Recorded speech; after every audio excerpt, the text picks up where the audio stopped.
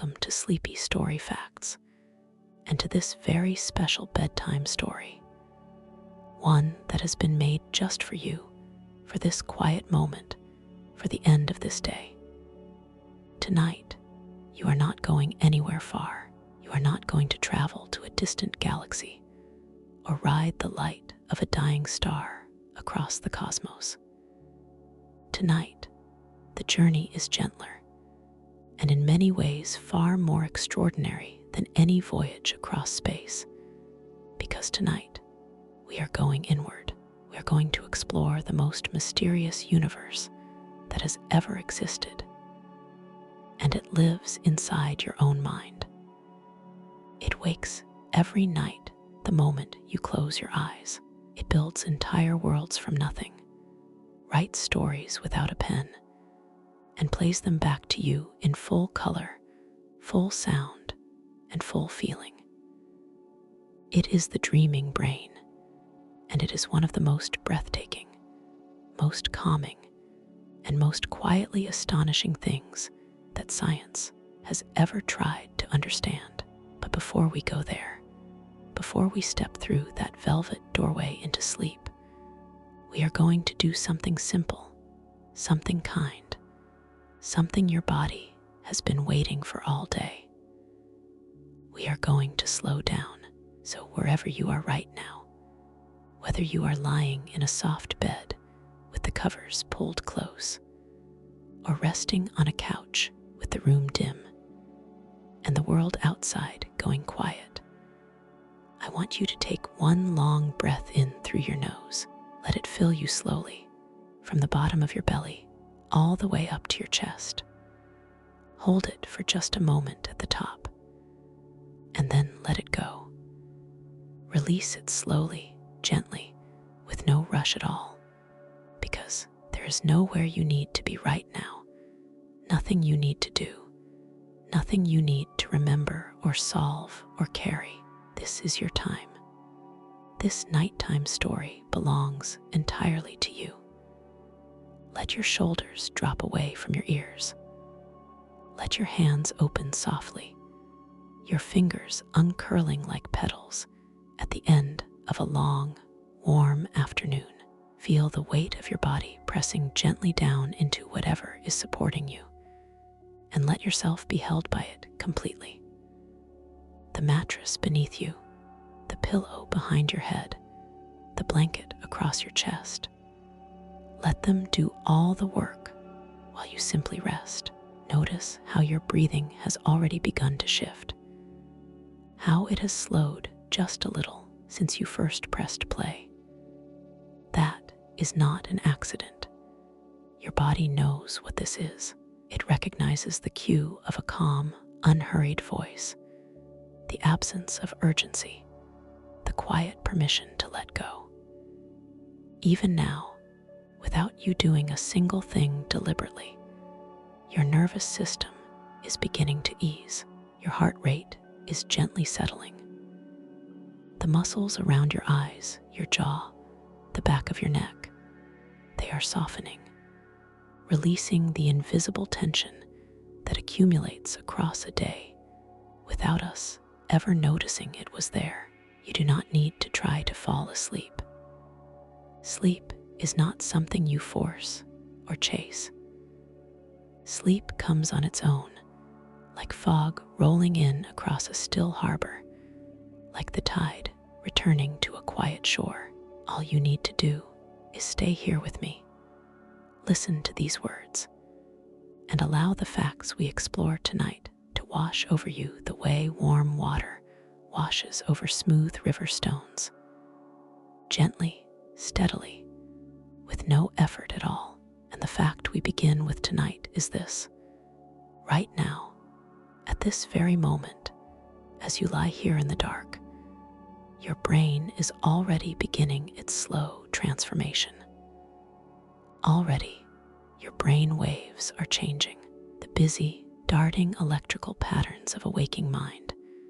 those quick, sharp signals that carried you through the hours of your day, are beginning to stretch. They are becoming longer, slower, wider, like ocean swells, replacing the choppy ripples of a busy harbor. This is the beginning of the sleep story that your brain tells every single night. A story that science is only just beginning to read and understand. A story full of wonder, full of quiet, and full of the most extraordinary facts you will ever hear while drifting toward deep, restful sleep. Tonight, we are going to explore 100 of them together. 100 of the most relaxing, most gently astonishing facts about sleep science and dreams. Why your brain makes stories at night, what happens in the dark hours while your body heals and your memories settle like snow into still water, and what all of it means for the peaceful, extraordinary life that is happening inside you right now. Even as you listen, even as your eyelids grow a little heavier, even as the world outside fades just a little further away. Stay with me, breathe slowly. We are just beginning as you continue to rest here, breathing slowly and easily, letting each exhale carry a little more of the day away. I want to take you somewhere that no telescope has ever pointed, somewhere that no spacecraft has ever traveled, and yet somewhere that every single human being visits every single night of their lives. We are going to step quietly into the architecture of sleep itself, into the invisible palace that your brain begins to build the moment your eyes close and the world outside grows dim. Scientists who study sleep, and there are many of them, dedicated researchers who have spent entire careers watching over sleeping minds in softly lit laboratories, observing the gentle rise and fall of brain waves on glowing monitors through the long,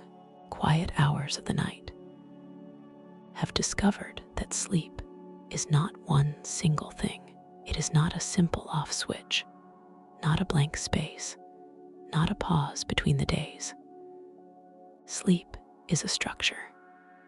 It has rooms and corridors, levels and layers,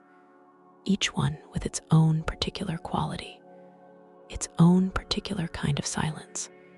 and its own extraordinary purpose. The first room you enter each night is called stage 1 of NREM sleep. And NREM simply stands for non-rapid eye movement,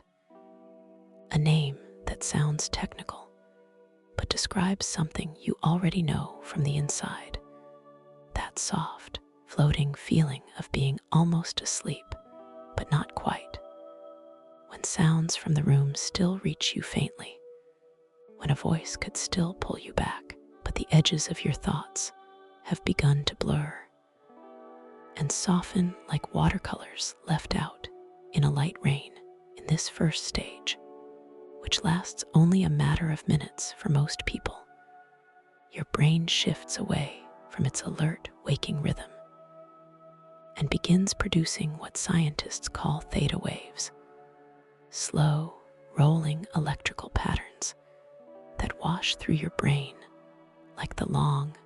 unhurried swells of a calm sea. At night, your muscles may twitch once, very gently, as if your body is setting something down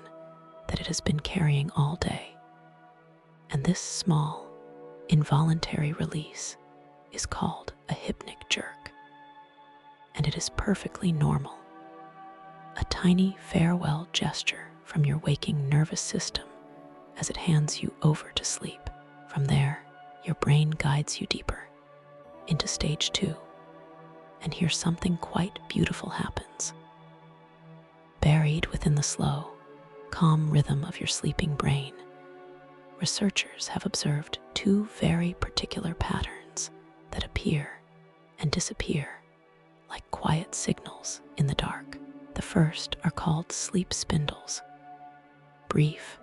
sudden bursts of faster brain wave activity that rise and fall within a second or two, like tiny spirals of electricity winding upward through your mind and then dissolving. The second are called K-complexes, large single waves that roll through the brain in one long, slow motion, like a single deep note struck on a piano in an empty hall, resonating and then fading into stillness. Scientists believe that sleep spindles may play a role in protecting your sleep, that they are the brain's way of briefly raising its own threshold against outside disturbances. A soft internal door closing against the sounds of the night, helping you stay under even when the world shifts and stirs around you. And the K-complex, that grand slow wave, is thought to be involved in consolidating memory, in taking the events and emotions of your day and beginning the long, gentle process of weaving them into the fabric of who you are. You do not experience any of this consciously. You are simply drifting, simply breathing, simply resting here with the sound of this calm narration moving quietly through the room, while deep inside the architecture of your mind, extraordinary work is already underway. This is the relaxing story of your brain at night, not a story of chaos or confusion, but a story of elegant, purposeful design, of a system so finely tuned that it has been refining itself for hundreds of millions of years across the long, slow history of animal life on this planet. Sleep in some form is ancient. It appears in creatures as different from us as fruit flies, as zebrafish, as reptiles basking in the cool shade before the night falls. It is not a weakness or a waste. It is one of the most important things a brain can do. And your brain is doing it beautifully right now, right here, as your body grows heavier and your thoughts grow softer. And this gentle bedtime story carries you a little further down into the quiet, like a lantern slowly descending through still, dark water, its light spreading softly outward in all directions as it goes. You are drifting now, breathing slowly, the weight of your body settling a little more deeply into the softness beneath you. And as you do, your brain is preparing to take you somewhere extraordinary, somewhere that most people never consciously experience, somewhere that exists in the deepest, quietest region of the sleeping mind, a place that scientists call stage 3 NREM sleep, and that you might simply think of as the deep quiet, the still center of the night, the place where the real restoration begins. To understand how remarkable this stage is, imagine that your brain, which has been buzzing and sparkling with electrical activity all day long, processing light and sound, managing decisions, holding conversations, carrying worries, spinning plans, begins, in this deep stage of sleep, to slow almost beyond recognition. The fast, complex waves of waking life give way to something entirely different, something vast and slow and profoundly peaceful. These are called delta waves, and they are the slowest brain waves that a living human mind produces. They roll through the sleeping brain in long, wide undulations, like the deep swells of an ocean so wide and so still that you cannot tell where the water ends and the night sky begins. In a laboratory, when a sleep researcher watches these waves move across a monitor,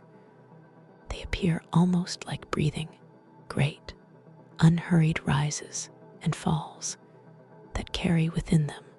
a quality of absolute calm. And within this calm, something extraordinary is quietly happening throughout your body. This is the stage of sleep during which your pituitary gland, a small, pea-sized structure nestled at the base of your brain, releases the largest pulse of human growth hormone that your body produces in any 24-hour period. This hormone does not only influence growth in children and young people. In adults, it is a master signal of repair, directing cells throughout the body to patch and restore, telling muscles to recover from the day's exertions, guiding immune cells to their work, and helping to regulate the deep metabolic processes that keep your body running smoothly through all the days of your life. While you lie here perfectly still, perfectly unaware, your body is quietly rebuilding itself from the inside, and it is doing so most powerfully in this deep stage of sleep. This velvet, delta wave darkness that your brain enters not by effort or intention, but simply by letting go. Your blood pressure drops to its lowest point of the day during this stage. Your breathing slows and deepens further. Your body temperature settles into a gentle coolness that supports the work of repair. The brain itself, which during waking hours accumulates metabolic waste products as a natural byproduct of all its ceaseless activity, is flushed clean during deep sleep by the glymphatic system, a network of channels that expand during sleep to allow cerebrospinal fluid to wash through the brain's tissues, clearing away the molecular debris of the day, the way a slow, clear river gradually clears sediment from its bed on a still and quiet night. This discovery, made only in recent years, has transformed the way scientists think about what sleep is truly for. And it is one of the most quietly astonishing facts in all of modern neuroscience, that while you dream or rest in dreamless depth, your brain is being gently, thoroughly, lovingly cleaned, readied for another day of wonder and attention and life. Deep sleep is also the stage from which we are hardest to wake. If someone were to call your name right now while you were in this layer of the night, you might not stir at all, and if you did wake, you would feel confused and heavy, caught in what researchers call sleep inertia, that thick, slow, cotton-wrapped feeling of being pulled back from somewhere very far down.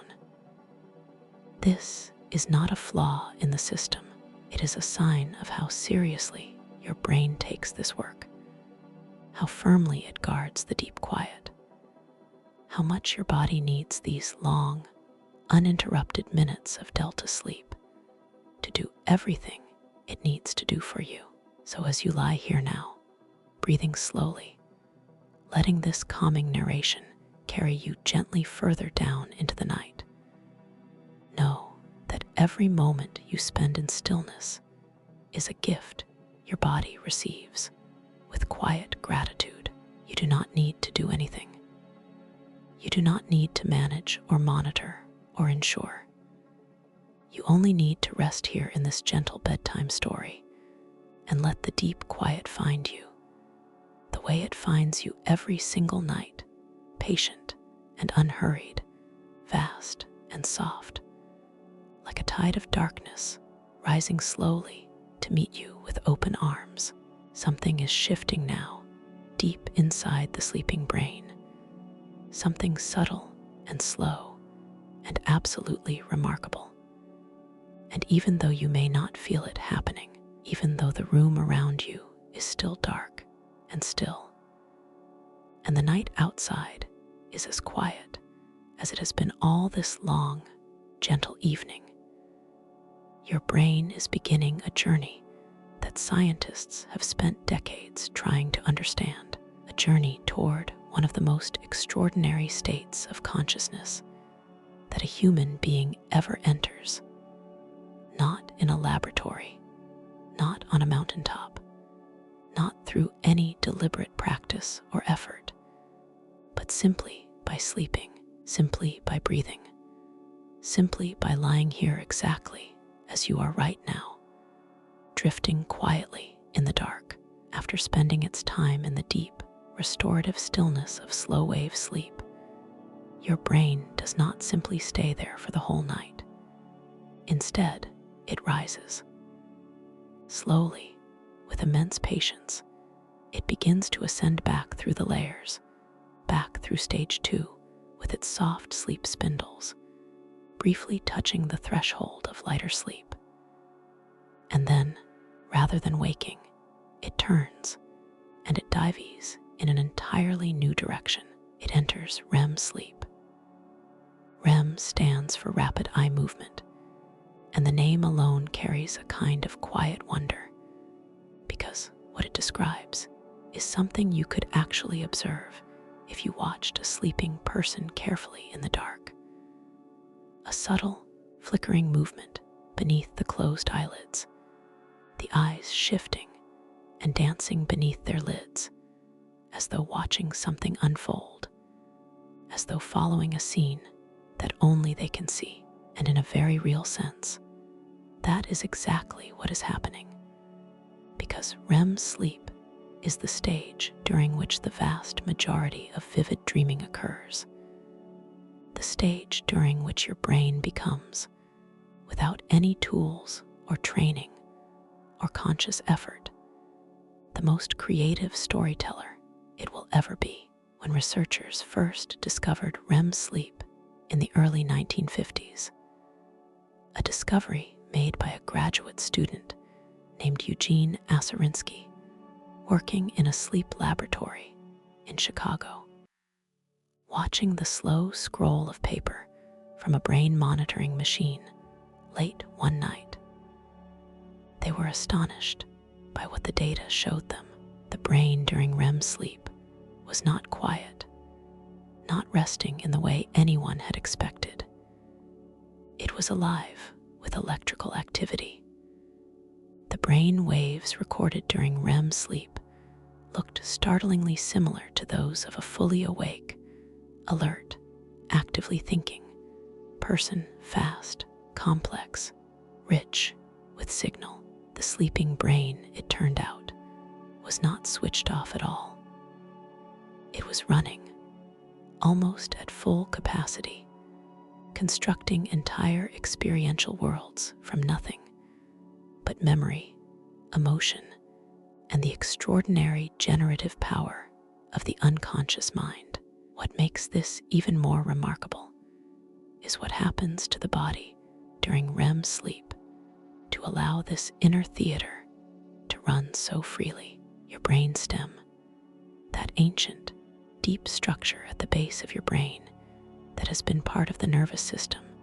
since long before humans walked the earth, sends out a specific signal during REM sleep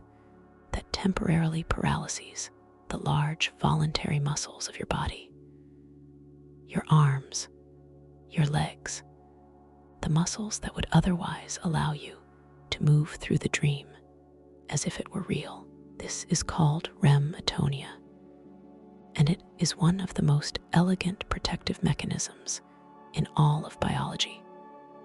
A quiet safeguard that keeps your body still and safe while your dreaming mind runs free. You are held gently in place by your own nervous system, wrapped in stillness, while somewhere inside the palace of your sleeping brain, a story is beginning to unfold. And this story does not come from nowhere. The regions of the brain most active during REM sleep include the limbic system, the emotional heart of the brain,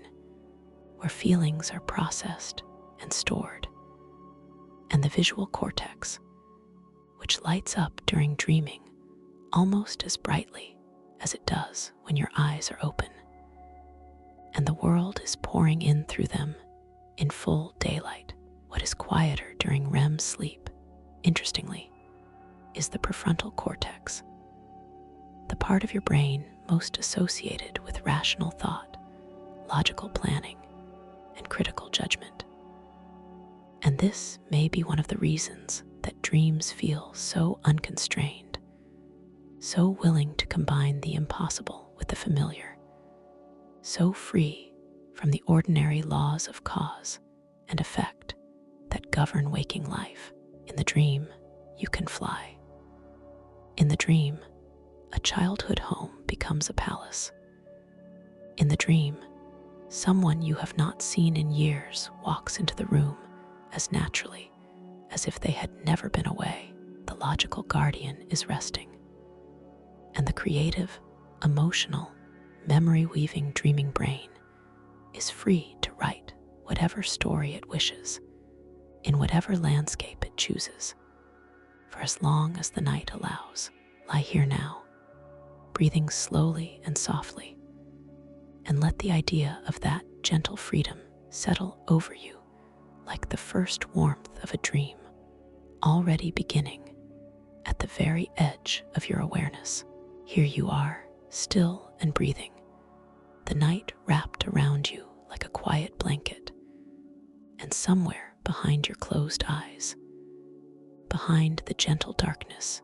you are resting in right now. Your brain is doing something that human beings have wondered about for as long as we have had language to ask the question. It is dreaming. It is making stories.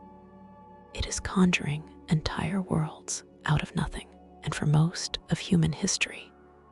no one knew why. Ancient civilizations believed that dreams were messages from gods or visions of the future, carried to the sleeping mind on the dark tide of the night. Medieval scholars thought they were the wanderings of the soul, briefly freed from the body during sleep, roaming through unseen realms before returning at dawn. Sigmund Freud, writing at the turn of the 20th century, proposed that dreams were the disguised fulfillment of unconscious wishes, the hidden mind speaking in symbols and metaphors too strange and too true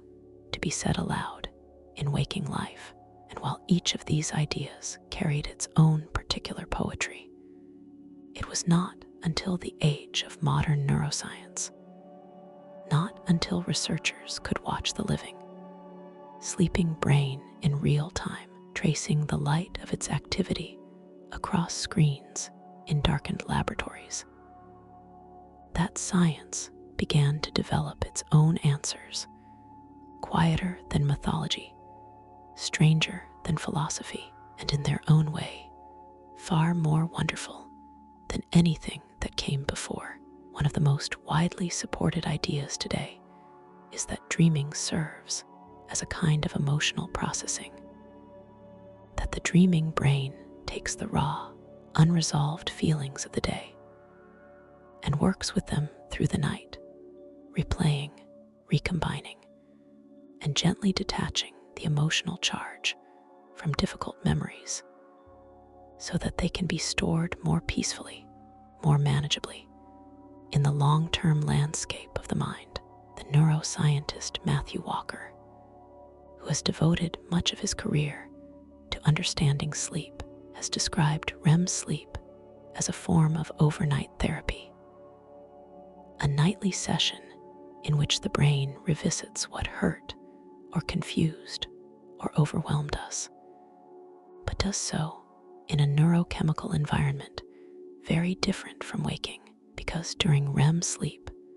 the brain is almost entirely free of norepinephrine, the stress-related chemical that sharpens anxiety and keeps the nervous system on high alert during the day. In this calmer chemical bath, the emotional memory can be examined without the same sharpness of pain, processed without the same weight, and filed away with its edges softened. its urgency reduced, its sting gently, quietly dissolved. This is one of the reasons that sleep, and particularly REM sleep, is so deeply linked to emotional resilience, to the ability to face the next day with a steadiness and an openness that feels difficult to access when we have not slept well, when the night has been short or broken or restless, when the dreaming brain has not had the time and the space to do its careful, compassionate work. Another compelling theory suggests that dreaming is the brain's way of rehearsing, of preparing the mind and body for challenges it has not yet faced, running simulations in the safe theater of sleep, so that when similar situations arise in waking life, the responses are faster, smoother, more instinctive, and assured. Research has shown that people learning new skills, a new musical instrument, a new language, a new physical movement, often show improvement not just after practice, but specifically after a night of sleep that includes rich REM dreaming, as if the dreaming brain has been quietly practicing in the dark, running through the new pattern again and again with a patience and a thoroughness that the busy waking mind rarely has time for. There's also the theory of memory consolidation, the idea that dreams are a byproduct of the brain's nightly filing process, the side effect of memories being sorted, strengthened, and woven into the existing fabric of long-term knowledge, so that what you learn today becomes truly yours by morning, not just a fading trace, but a settled, integrated part of the mind you carry forward into all your tomorrows. As you lie here now, breathing gently, your body perfectly still,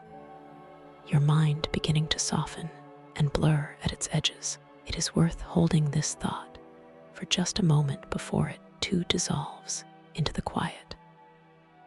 That whatever you dreamed last night, whatever strange and vivid story your sleeping mind told in the dark hours before dawn, it was not random. It was not meaningless. It was your own extraordinary brain doing one of the most important and most tender things it knows how to do, taking care of you in the deep and silent language of the night. Rest here a little longer, breathing easily, the darkness around you soft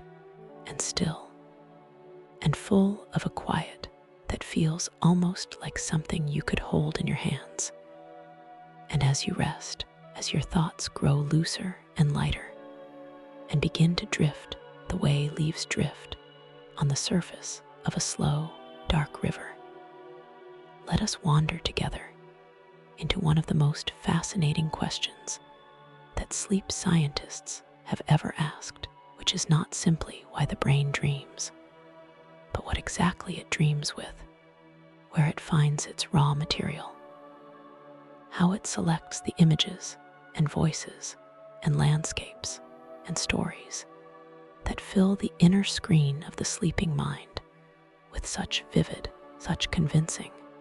such strangely luminous detail. The answer, it turns out, is that the dreaming brain is a librarian of extraordinary and somewhat unpredictable taste, moving through the vast, dimly lit stacks of your memory, not in any strict or logical order, but with a kind of loose,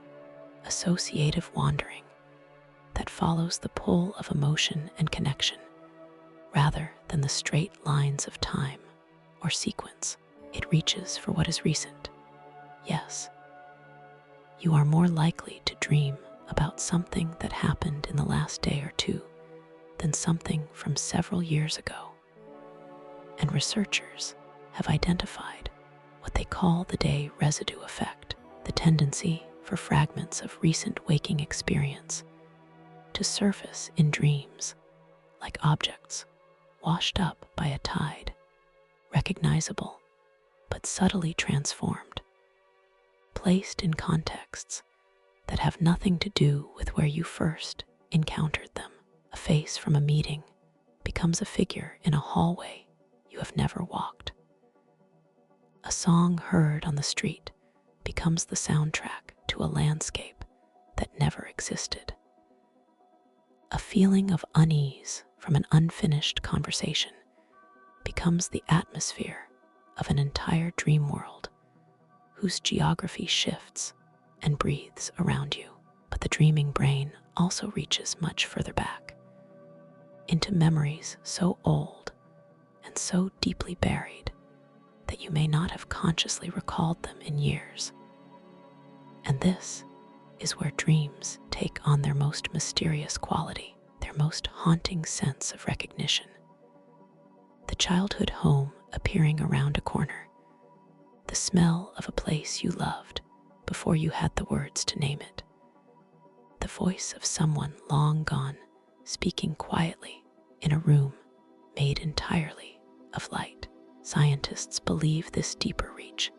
is connected to the way memory is stored and linked in the brain, with each memory bound to others, not just by content, but by emotional resonance, so that a feeling of longing in a current dream can pull up an image from 30 years ago, because both carry the same quiet emotional signature, the same gentle frequency of meaning. This is also thought to explain the phenomenon of recurring dreams. Those particular dreams that return again and again across months or years, usually carrying a consistent emotional theme, even when the specific details shift and change. Research suggests that recurring dreams are often the brain's way of continuing to process something unresolved, an anxiety, a grief, an unanswered question, a situation that the dreaming mind keeps returning to the way. A tongue returns to a sore tooth, not to cause pain, but because something there still needs attention, still needs to be turned over quietly in the dark until it finally softens and releases. And then there are the dreams that seem to offer solutions, the moments of sudden creative clarity that arrive not at a desk or in the light of day, but in the loose, unguarded freedom of the dreaming mind, where the prefrontal cortex has stepped back and the associative, pattern-finding brain is free to make connections that waking logic would never allow. The chemist Auguste Kekulé is said to have dreamed of a snake biting its own tail, and woken with the insight that the benzene molecule was arranged in a ring. Paul McCartney has described waking with the melody of yesterday fully formed in his mind after a dream. These are not coincidences, and they are not magic. They are the natural result of a brain that, freed from the constraints of linear thinking and critical judgment, is able to move through its vast library of knowledge and experience with a fluidity and a freedom that produces, sometimes, a connection so elegant and so right that it feels like a gift arriving from somewhere outside the self, though in truth it was inside all along, waiting patiently in the quiet for exactly the right moment of stillness to rise to the surface. Breathe slowly now. Let your body grow a little heavier. Let your thoughts continue to loosen and drift. And know that even now, even as this calming narration fills the soft air around you, your own dreaming library is beginning to arrange itself for the night, pulling its volumes from the shelves, laying out its images and feelings and half-remembered melodies, ready to tell you whatever story your sleeping mind has been quietly composing in the long, dark, beautiful hours ahead. Stay here, breathing softly, your body still and warm and perfectly at rest. And as you drift a little further into this gentle nighttime story, let us explore one of the most quietly extraordinary phenomena that sleep science has ever documented. A state that sits right at the shimmering boundary between sleeping and waking, between the unconscious world of dreams and the conscious awareness of a mind that knows it is alive and present and capable of wonder. It is called lucid dreaming, and it is the remarkable experience of becoming aware, while you are fully asleep and fully dreaming, that you are inside a dream, not waking up, not leaving the dream, but simply recognizing it for what it is. The way you might suddenly recognize a piece of music you have always known, but could not quite name. A moment of quiet clarity arriving inside the story without breaking it. For a long time, lucid dreaming was considered too strange, too subjective, too slippery to study with scientific rigor. Something reported by meditators and mystics, and people who spent long hours attending to the inner life, but not something that could be measured or verified in a laboratory. Then, in 1975, a British psychologist named Keith Hearn designed an experiment of extraordinary elegance because the voluntary muscles are paralyzed during REM sleep, but the eyes are not, because the eyes, uniquely, remain capable of deliberate movement even while the body is held in its nightly stillness. He asked a trained lucid dreamer to signal the moment of lucid awareness from inside the dream by moving his eyes in a specific, pre-agreed pattern, and the dreamer did. Lying asleep in the laboratory, his brain producing the full, rich electrical signature of REM sleep, he moved his eyes in the agreed sequence: left, right, left, right. And the signal appeared on the monitor, a message sent from inside the dreaming world to the waking one, as clear and as deliberate as a letter slipped under a door. This experiment, later replicated and expanded by the Stanford researcher Stephen LaBerge, transformed lucid dreaming from a curiosity into a legitimate field of scientific inquiry, and revealed something profound about the nature of consciousness itself. That awareness, the simple quality of knowing that you exist and that you are experiencing something, is not extinguished by sleep, is not confined to the waking brain,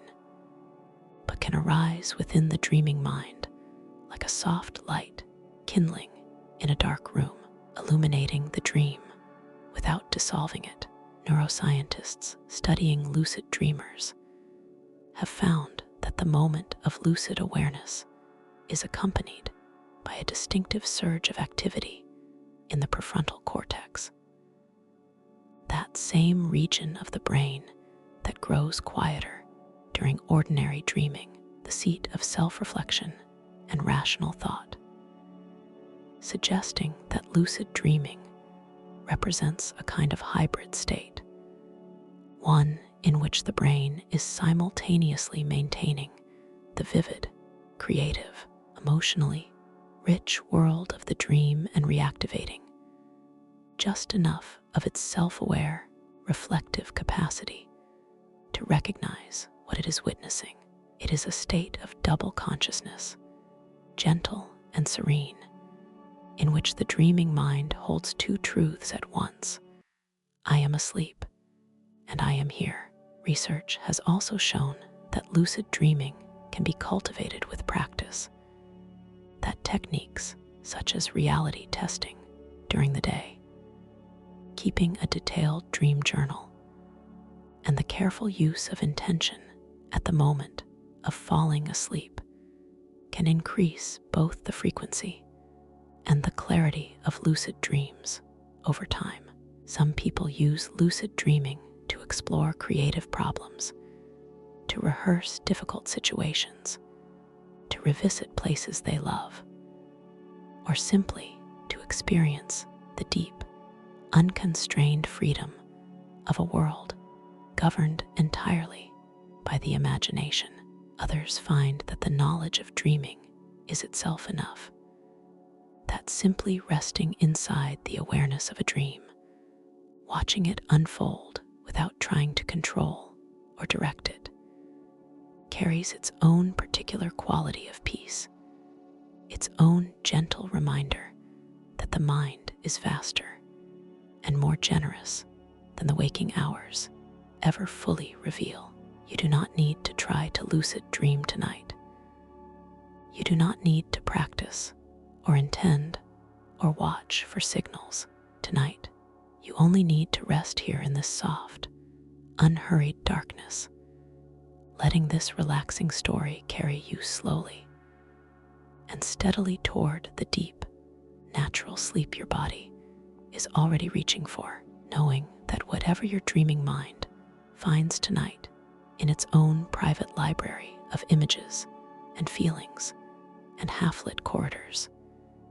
it will be exactly what it needs, following its own patient, beautiful logic through all the quiet hours ahead. Drift here a little longer, breathing slowly. The warmth of the night settled all around you, and as your body grows heavier and your thoughts grow softer,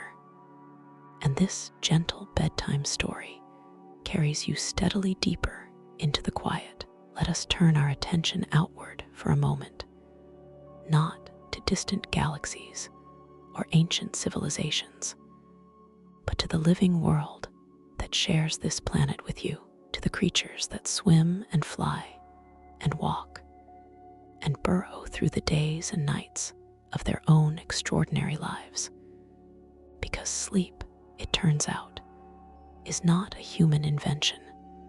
not a peculiarity of the primate brain, not something that evolved once in a single lineage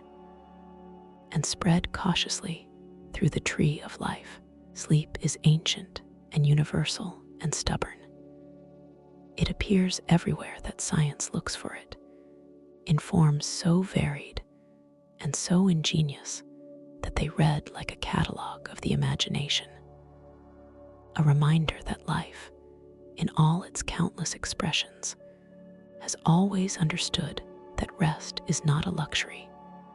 but a necessity as fundamental as breath or water or light. Consider the dolphin, moving through the dark water of the ocean at night with a grace so fluid and so effortless that it seems to require no thought at all. And in a sense, for half of its brain, it does not, because dolphins practice what scientists call unihemispheric slow-wave sleep, a form of rest so elegant in its design that it stops the breath of researchers every time they describe it. In this state, one hemisphere of the dolphin's brain enters a deep, slow-wave sleep, its electrical activity slowing into the long, rolling delta waves of profound rest, while the other hemisphere remains fully awake and alert, monitoring the environment, maintaining swimming movements, watching for predators, and surfacing regularly to breathe. After a period of time, the hemispheres switch. The sleeping side wakes, the waking side rests, and in this way, the dolphin achieves the restoration it needs without ever becoming fully vulnerable, without ever surrendering its awareness of the world entirely to the deep pull of unconsciousness. It is a solution of breathtaking practicality, a piece of biological engineering so refined by millions of years of evolution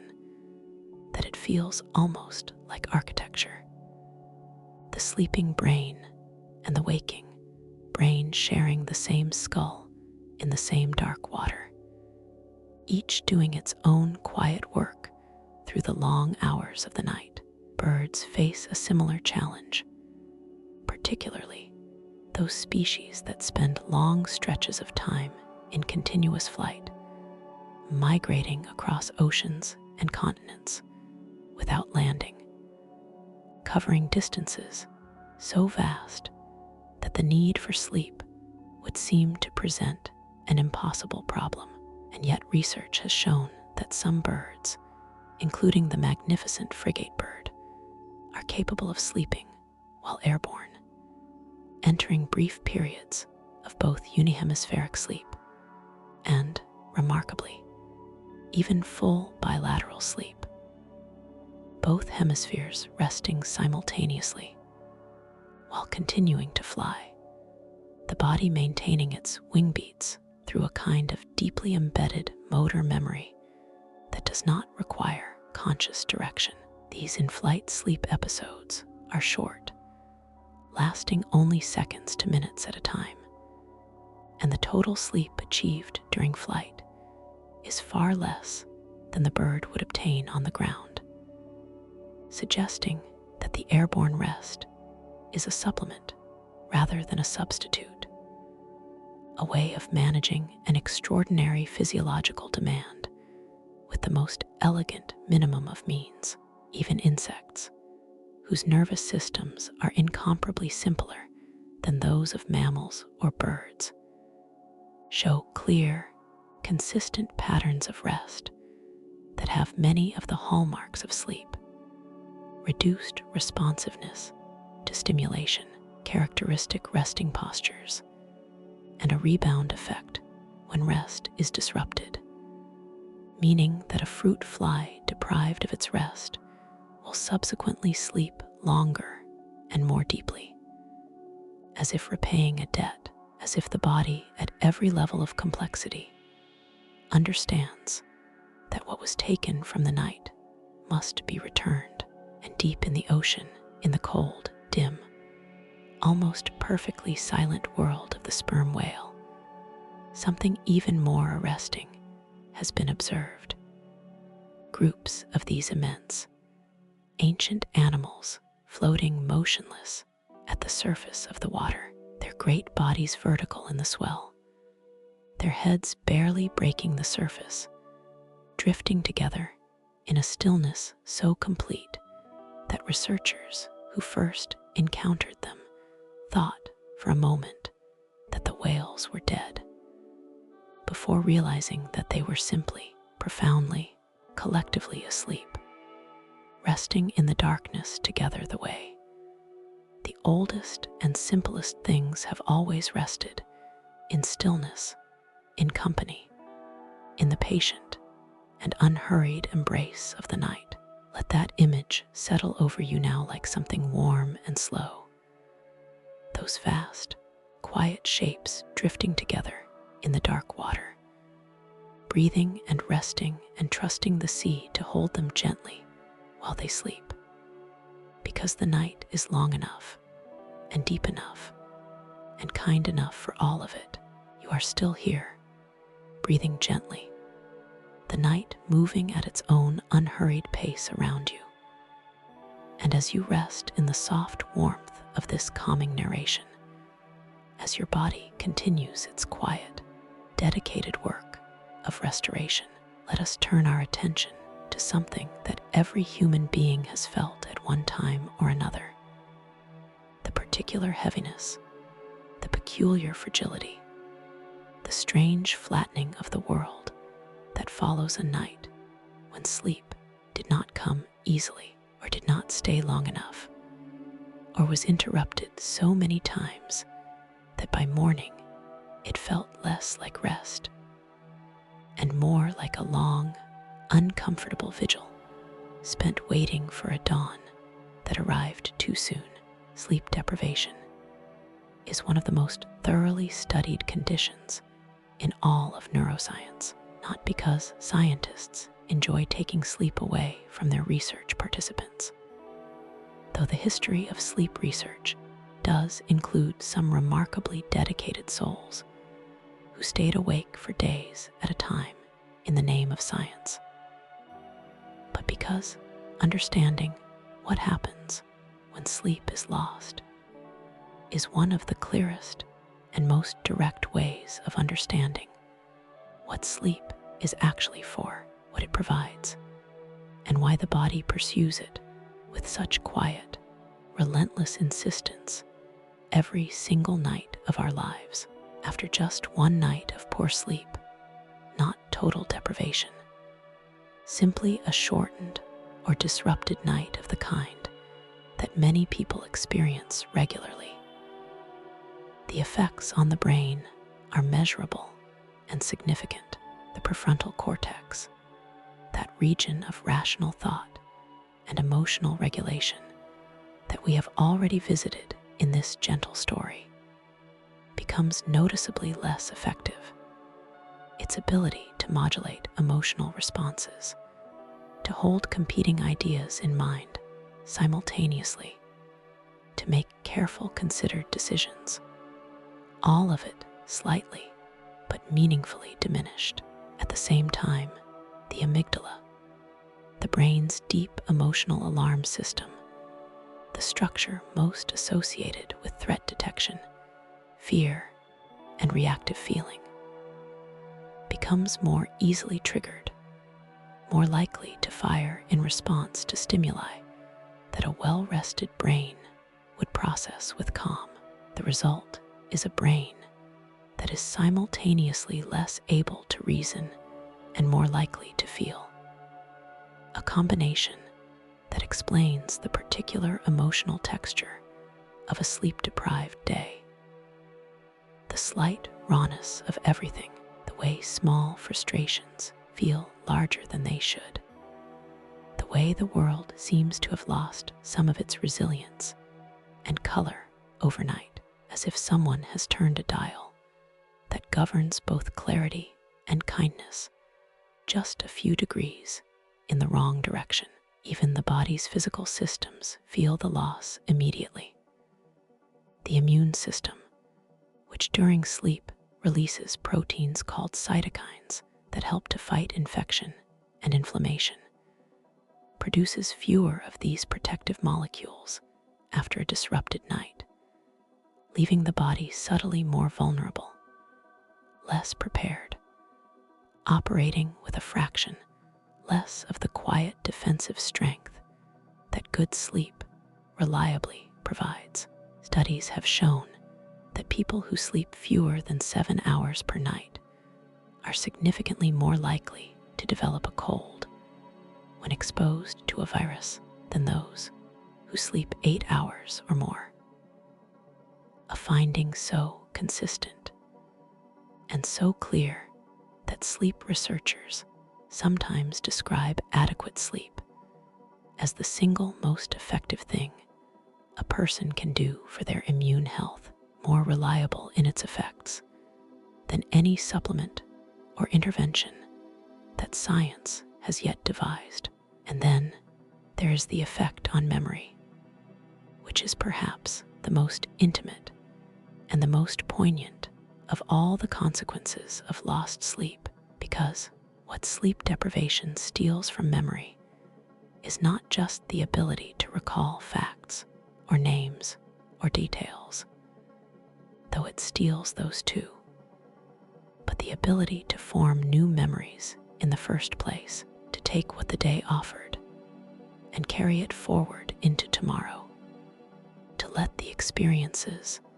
and the learning and the connections of the waking hours settle and consolidate and become truly, permanently yours. The hippocampus,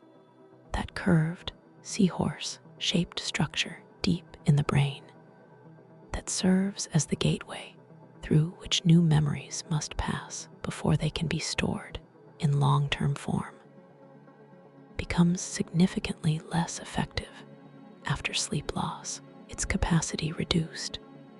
its signal weakened, So that information that would otherwise be retained simply fails to cross the threshold and is lost, like rain falling on dry ground too hard and fast to be absorbed, running off into nothing before it can reach the roots. But here is the gentlest and most important thing to hold from all of this, the fact that matters most right now in this quiet, dark room where you are resting so still and so peacefully. Every one of these consequences is reversible. Every one of these costs is a debt that sleep is able to repay. And the very act of lying here tonight, of giving your body and your brain this unhurried time in the dark, is already beginning to settle that account, is already returning to you everything that the night is meant to give, quietly and generously and without condition, exactly as it has always done. Rest here a little longer, breathing easily. The night settled around you like something patient and permanent. And as you lie in this soft stillness, as this calming narration continues to carry you gently further from the busy world of the day and deeper into the quiet world of the night, let us explore something that is happening inside you right now, something that has been happening inside every human being and every living creature on this planet for hundreds of millions of years, something so fundamental and so precisely engineered that scientists who spent decades studying it were awarded the Nobel Prize in Physiology and Medicine in recognition of how profoundly it shapes every aspect of living. Your circadian rhythm, your body's own internal clock, the ancient, elegant mechanism that tells every cell in your body what time it is and what it should be doing at this particular moment in the long, turning cycle of the day. The word circadian comes from the Latin circa dies, meaning approximately a day, and what it describes is a biological timing system of extraordinary sophistication that runs on a cycle of roughly 24 hours, driven not by habit or by the alarm clock on your bedside table, but by a dedicated structure deep inside the brain called the suprachiasmatic nucleus, a pair of tiny clusters of neurons sitting just above the point where the optic nerves cross, ideally positioned to receive information about light directly from the eyes and use it to set and reset the body's internal time with each passing day. This structure, no larger than a grain of rice on each side, coordinates the timing of an astonishing range of biological processes: body temperature, hormone release, metabolism, immune function, digestion, cell repair, synchronizing them all to the rhythm of the external world, ensuring that the right things happen at the right times, that the body is prepared for waking before you open your eyes, and prepared for sleeping long before you feel the first pull of drowsiness in the evening. The signal that most powerfully sets this clock is light, and in particular, the blue wavelength light of the morning sky, which when it enters the eyes sends a clear and direct message to the suprachiasmatic nucleus that the day has begun, suppressing the release of melatonin, the hormone of darkness, the chemical messenger that the brain uses to signal that it is time to sleep, and initiating instead the long cascade of daytime biological preparation that will carry you through the hours of light and activity ahead as the day turns and the light fades and the long gradient of evening begins. The suprachiasmatic nucleus reads the diminishing blue light of dusk as reliably as a sundial reads the angle of the sun, and it begins to release the brake on melatonin, allowing this gentle hormone to rise slowly through the bloodstream in the hours before sleep, not forcing unconsciousness upon you, but creating the conditions in which sleep becomes increasingly easy, increasingly inviting, like a slow tide rising around a quiet harbor, lifting everything gently toward the deeper water. What is remarkable about this system is how deeply it is embedded in the biology of life itself, not just in mammals or birds or complex vertebrates, but in organisms as ancient and as simple as single-celled algae, which show clear circadian rhythms in their metabolic activity, cycling through their own internal day and night in sync with the turning of the planet, with a faithfulness that has persisted across billions of years of evolution. The circadian clock is not something the brain invented recently as an organizational convenience. It is one of the oldest pieces of biological machinery that life has ever built, refined across geological time into a system of such precision and such sensitivity that it can detect the change in light that occurs in the days around the equinoxes, can anticipate seasonal shifts in day length, and can be gently reset by as little as an hour of bright morning light falling on the retina of a sleepy human eye. And right now, in this quiet room, in this dark and gentle hour, your circadian rhythm is doing exactly what it was designed to do. It is holding you in the sleep phase of its long, unhurried cycle, keeping melatonin elevated, keeping body temperature low, keeping the waking systems of the brain in their resting state, working quietly and reliably on your behalf the way it has worked every night of your life, the way it worked for your parents and their parents before them, back and back through all the long generations of human sleep, through all the dark and starlit nights that carried our ancestors safely from one day to the next, and now carries you here, breathing softly, resting completely, held in the ancient and faithful rhythm of the dark. You are still here, breathing slowly and softly, the night wrapped around you in its gentle, unhurried way. And as you rest deeper into this relaxing sleep story, as the hours of darkness continue their quiet passage, and your body settles further into the profound stillness that only the deepest hours of the night can offer, let us wander together through something vast and tender, not through the geography of the brain or the chemistry of hormones or the electrical signatures of sleeping neurons, but through time itself, through the long human story of dreaming, through all the centuries and civilizations and quiet bedrooms and open-air sleeping places where human beings have lain down in the dark, closed their eyes, and wondered in the morning what the night had been trying to tell them. Dreams are as old as human consciousness, and perhaps older, and the written record of humanity's attempt to understand them stretches back to some of the earliest documents that any civilization ever produced. In ancient Egypt, nearly 4,000 years ago, priests and healers built and maintained structures known as dream temples,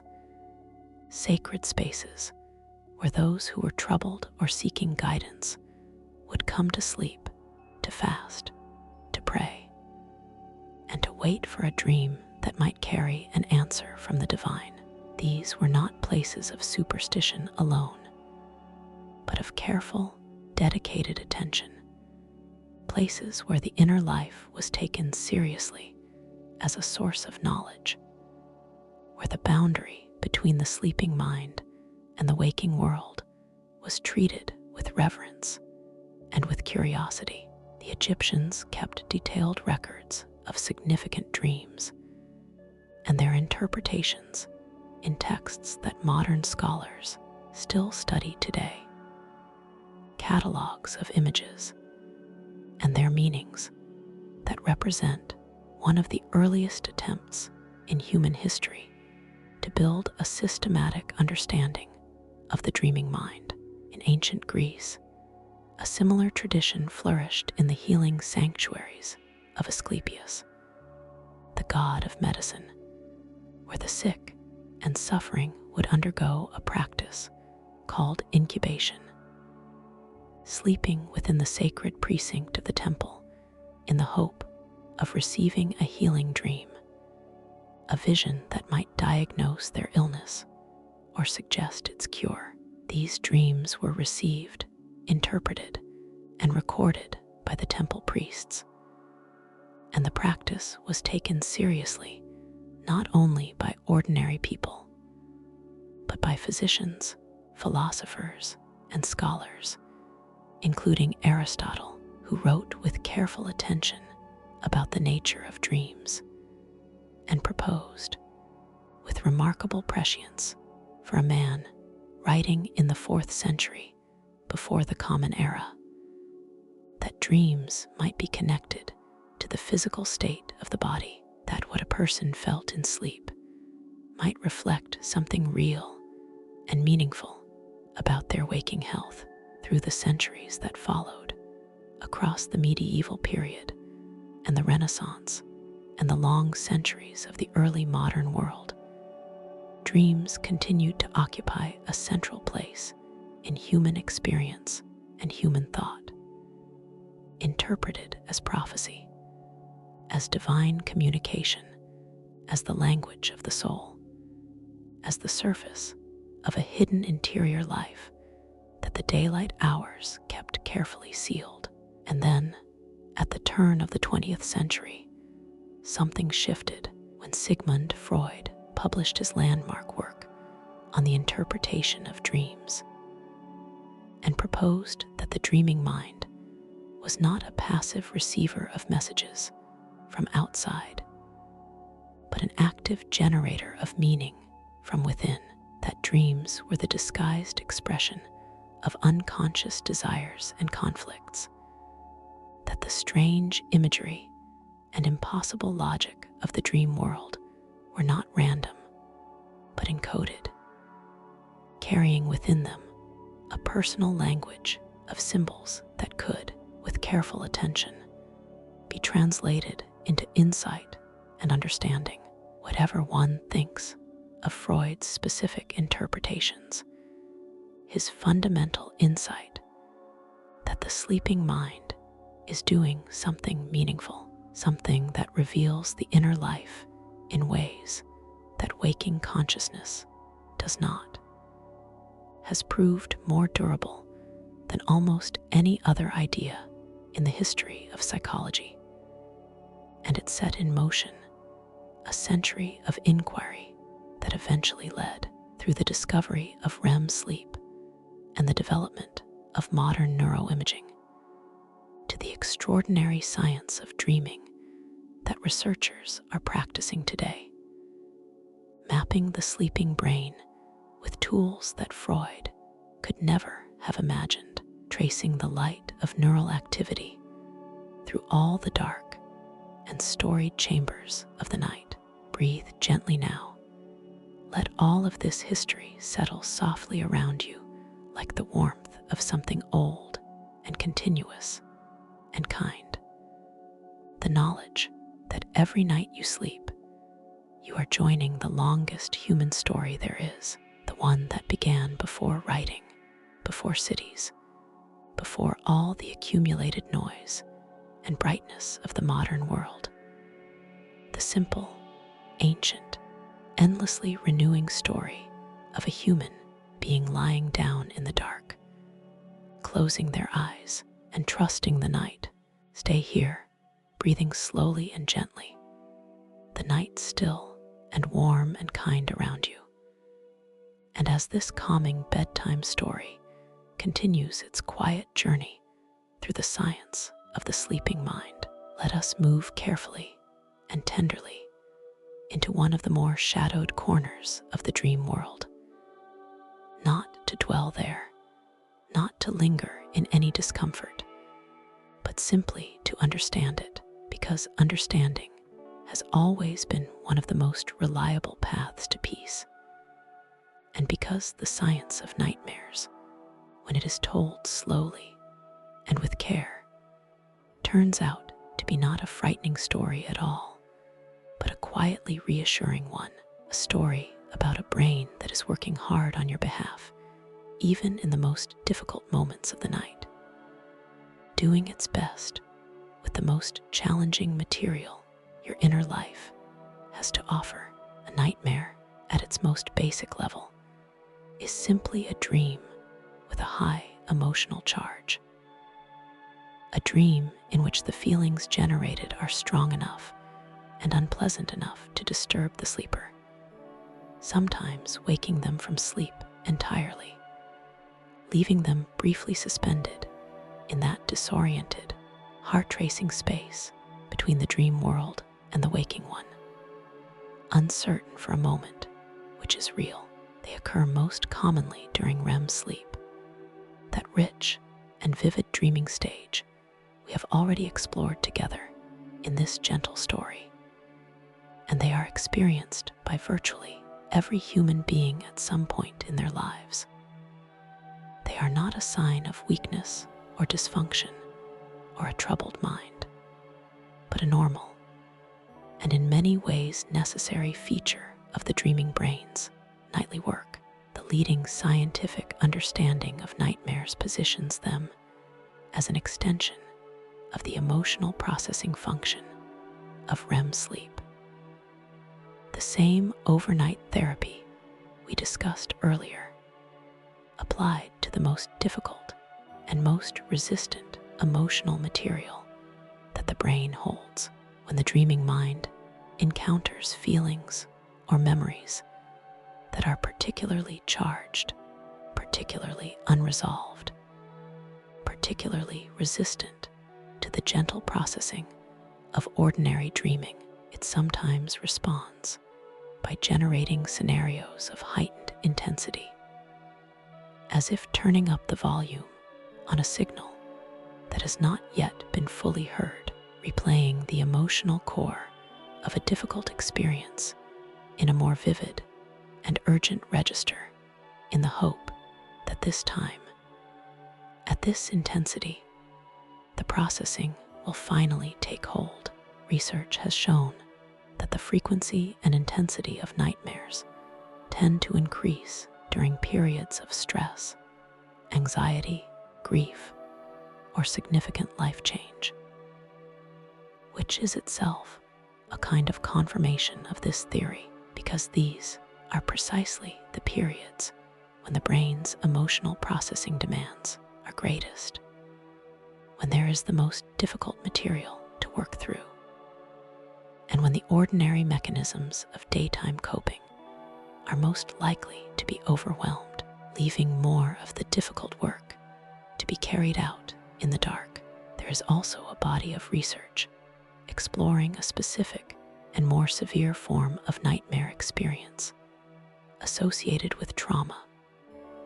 the recurring, highly realistic nightmares that can accompany post-traumatic stress, in which the sleeping brain returns again and again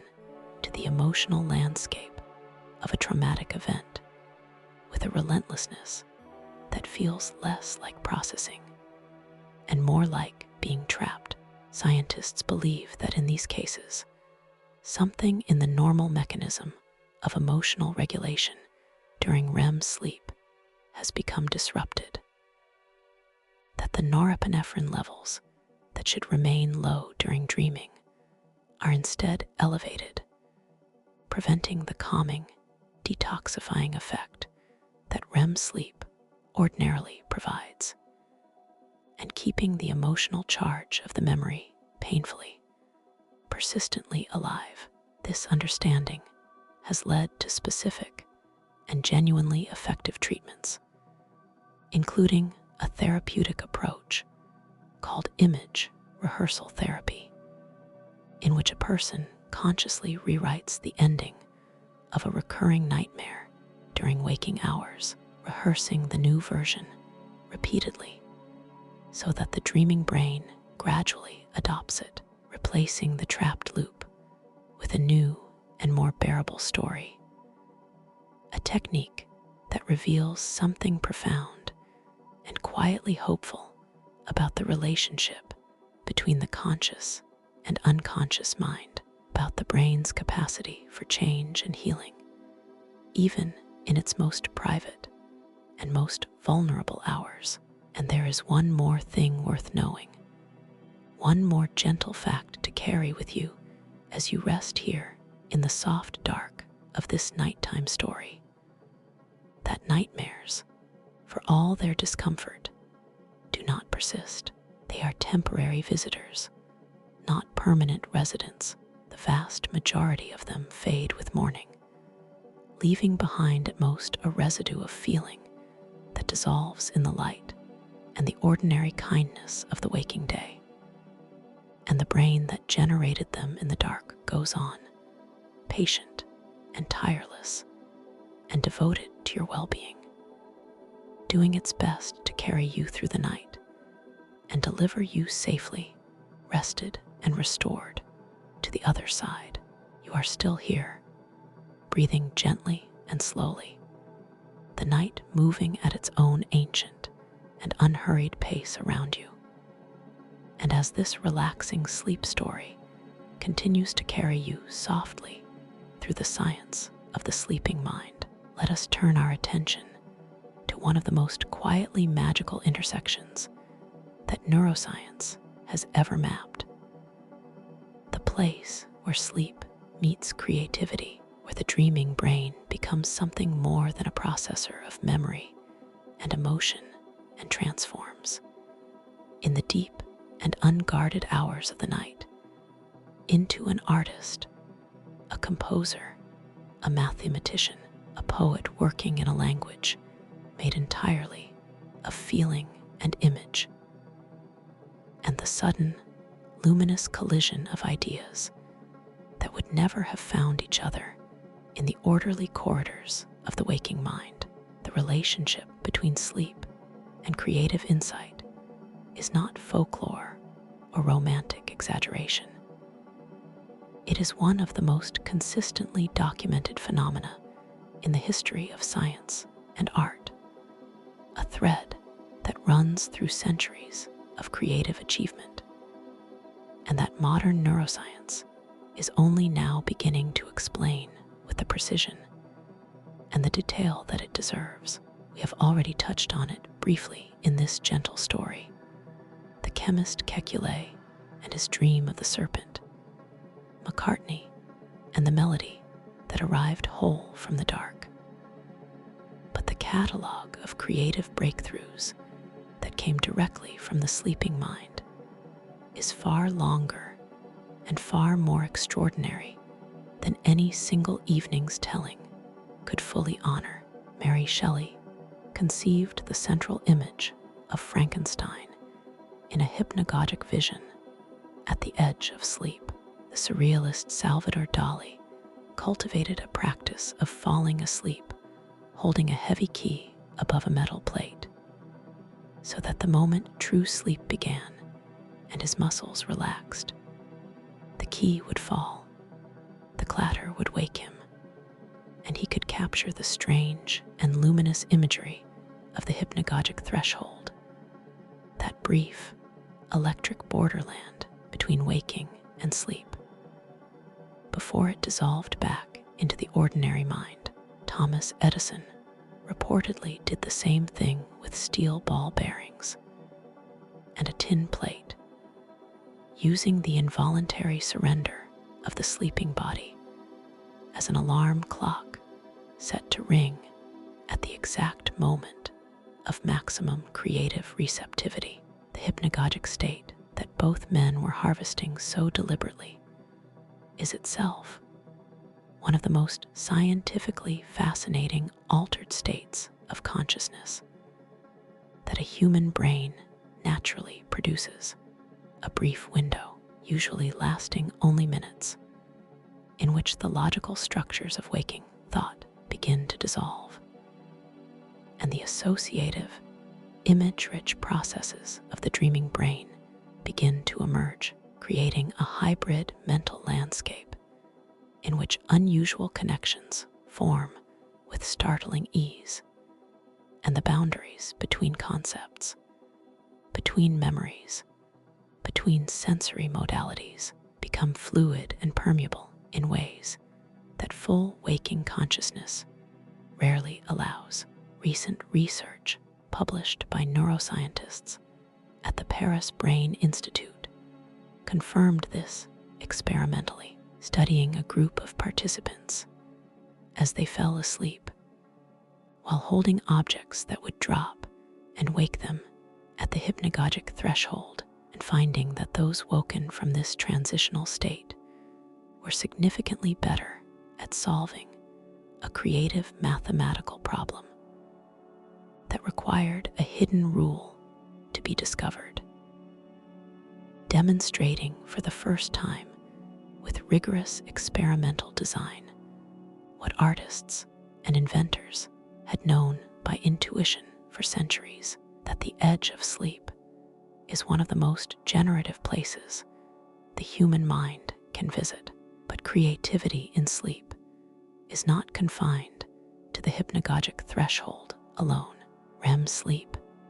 with its loose associative logic and its freedom from the critical judgment of the prefrontal cortex, has been shown in multiple studies to enhance what researchers call remote associative thinking, the ability to find non-obvious connections between distantly related concepts, to see the pattern that links things that appear on the surface to have nothing to do with each other, which is in many ways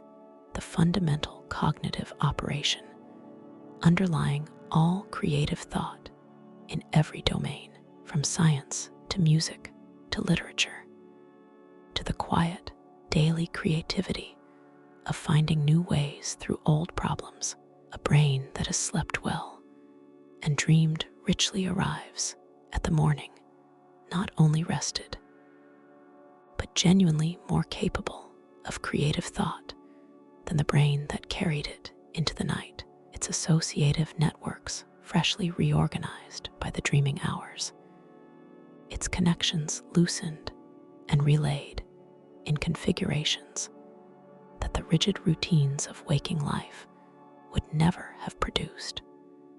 ready to see the world a little differently, a little more openly, a little more generously than it did the day before. Rest here now, breathing softly, and let that thought be the last clear one before the words of this gentle nighttime story become something softer than meaning. A sound, a rhythm, a warmth, carrying you quietly and completely into the deep, creative, endlessly generous dark. Rest here, breathing easily, the night still and soft, and full of the particular kind of peace that only the deepest hours can hold. And as this gentle bedtime story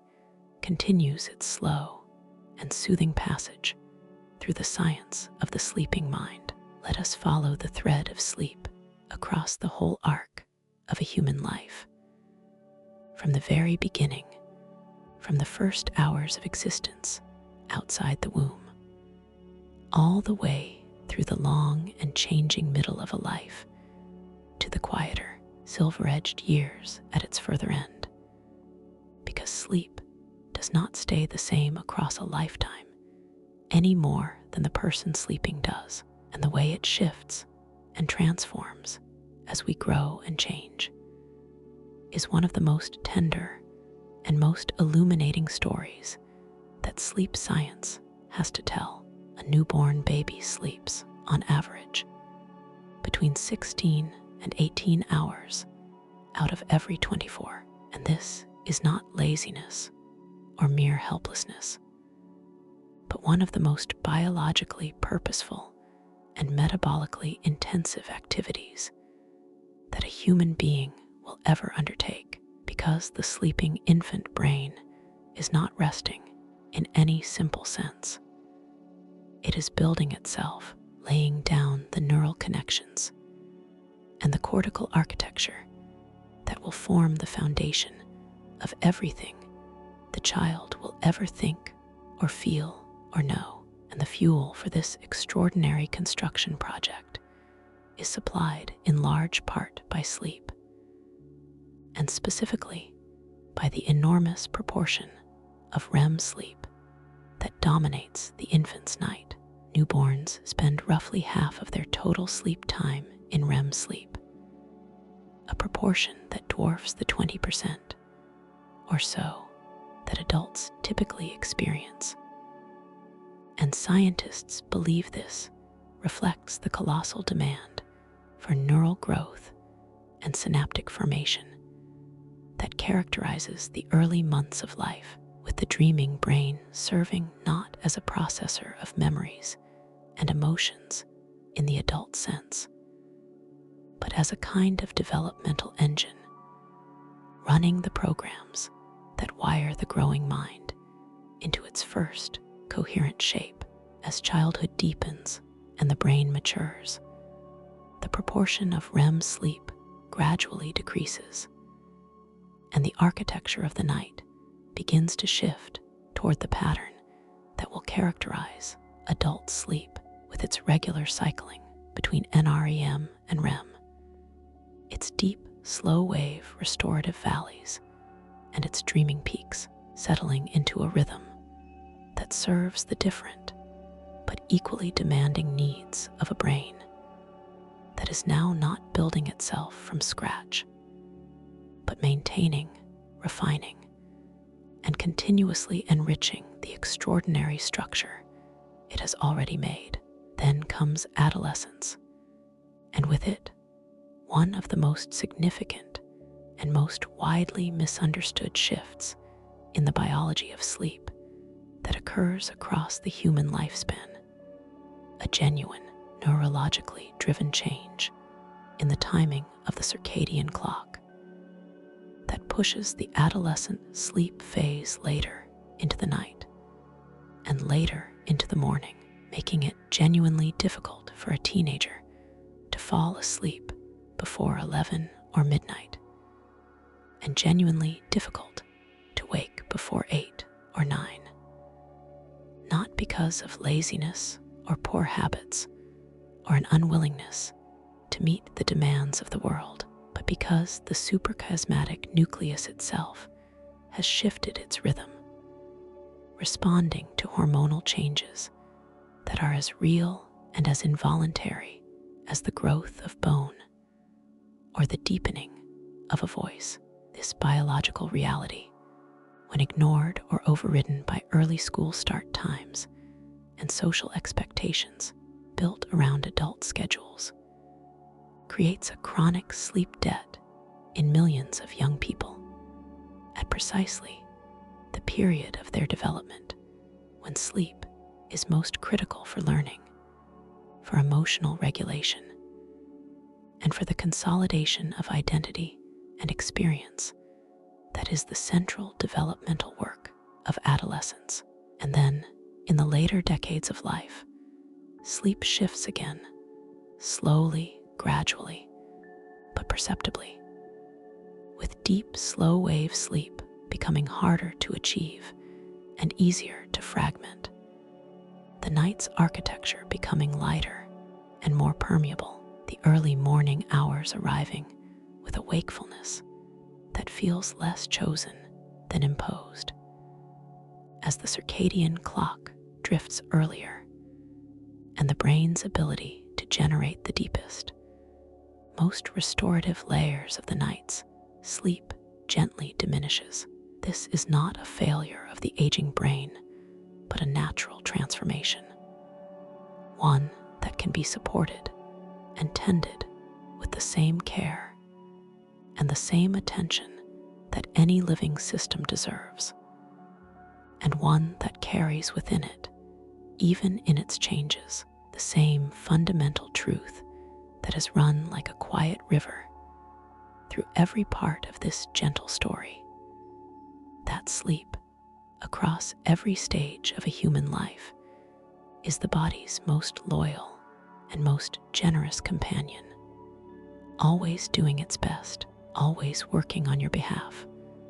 always ready to restore whatever the day has taken, as long as you give it the darkness and the stillness and the time. You are still here, breathing softly, the night deep and generous around you. And as this calming sleep story continues its unhurried journey through the science of the dreaming mind, let us follow a thread that touches something intimate and perhaps a little wonderful. The question of what the sleeping brain chooses to keep, what it decides to carry forward from the raw, unedited flood of each day's experience into the permanent, carefully organized landscape of long-term memory. Because every single day you live contains far more information, far more sensation, far more detail than any brain could possibly store in full. And one of the most important and most quietly extraordinary things that happens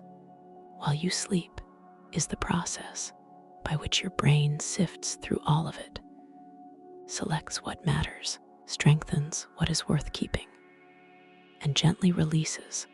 what does not need to be carried forward into the life ahead. The process begins, as so many important things do, in the hippocampus, that curved, seahorse-shaped structure deep in the temporal lobe that we have visited before in this gentle story, the gateway through which the experiences of the day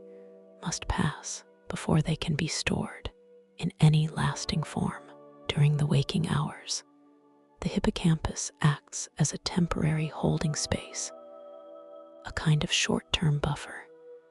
that captures the events and information of the day in a fast, flexible, but inherently fragile encoding. The way a notepad captures a thought that has not yet been transferred to a more permanent record, these hippocampal traces are vivid and accessible immediately after an experience. But they are also unstable, vulnerable to interference and decay,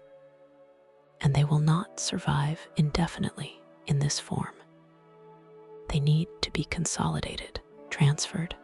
woven into the more durable fabric of the cortex. And it is during sleep,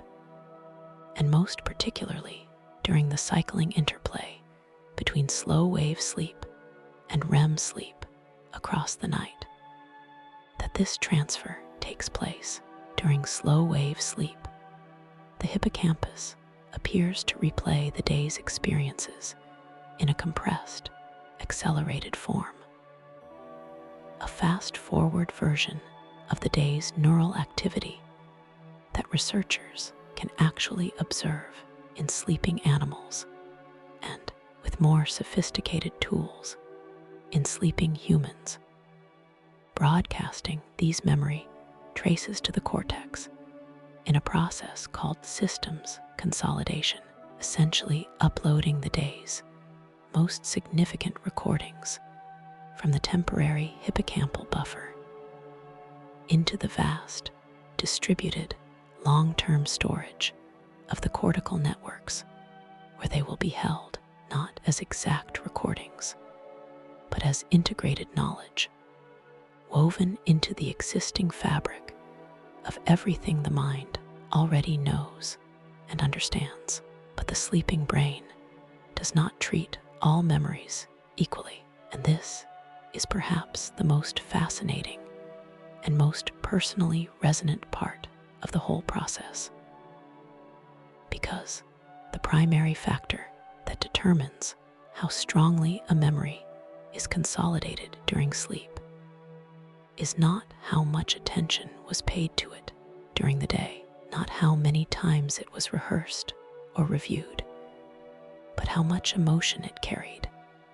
how much feeling was attached to it at the moment it was formed, because the amygdala,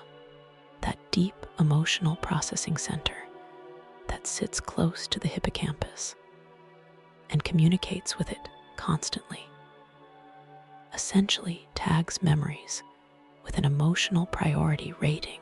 at the moment of encoding, and the sleeping brain uses these tags as its guide, strengthening the memories that carried the most feeling, the most personal significance, the most connection to who you are and what you care about, and allowing the emotionally neutral details to fade more quietly into the background. This means that sleep is not a passive archive, but an active editor, a thoughtful curator of the self, making decisions every night about what kind of person you are becoming, which experiences are shaping you, which moments are being woven permanently into the story of your life, the conversation that moved you, the landscape that stopped your breath, the moment of understanding that arrived unexpectedly in the middle of an ordinary afternoon. These are the things the sleeping brain lifts carefully from the day and places with particular care into the long, slow record of who you are, while the unremarkable details, the background noise, the things that passed through without touching anything deep, are allowed to dissolve gracefully back into the dark. And as you lie here now, breathing slowly, your body perfectly still, your mind soft and unhurried at the edge of its own dreaming, you can let this knowledge rest gently with you, that tonight, as every night, your sleeping brain is doing this faithful, tender work on your behalf, deciding what to keep of this day, selecting the moments that matter, weaving them quietly and permanently into the fabric of everything you are, with a care and a devotion that asks nothing of you in return except this: the willingness to lie still, to breathe softly, and to trust the generous dark. Rest here, breathing slowly and deeply, the night still and generous, and full of a quiet that feels almost tangible, like something soft you could gather in your hands and press against your face. And as this gentle nighttime story continues its patient, unhurried passage through the science of sleep, let us turn our attention now from the brain, from all those extraordinary neural processes we have explored together through the long, dark, wonder-filled hours of this night, and settle our focus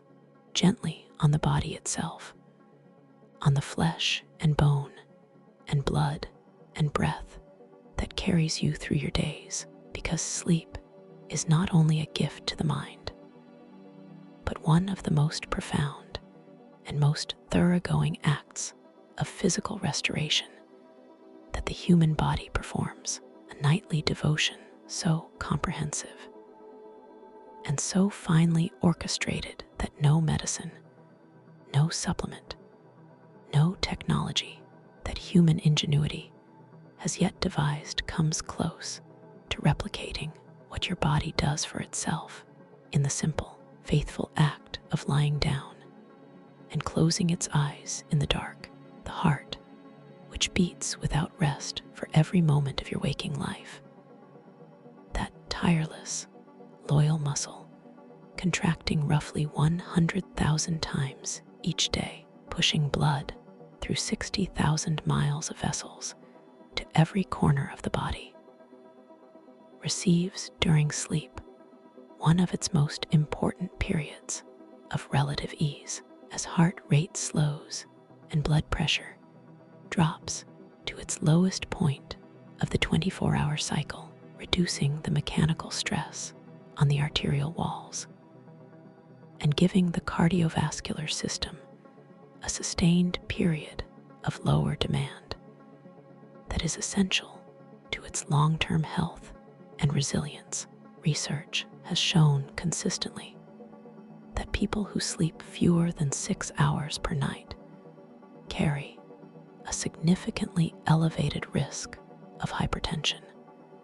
coronary artery disease, and stroke, not because sleep deprivation directly attacks the heart, but because the nightly reduction in cardiovascular load that sleep provides is a genuine biological necessity, a scheduled maintenance window built into the architecture of the day, that the heart depends upon the way any complex and continuously working system depends upon its periods of reduced demand to remain healthy across years and decades of faithful service. The body's metabolic systems are equally dependent on the nightly rhythms of sleep, and the connections between disrupted sleep and metabolic dysfunction are among the most robustly documented in all of clinical research. During sleep,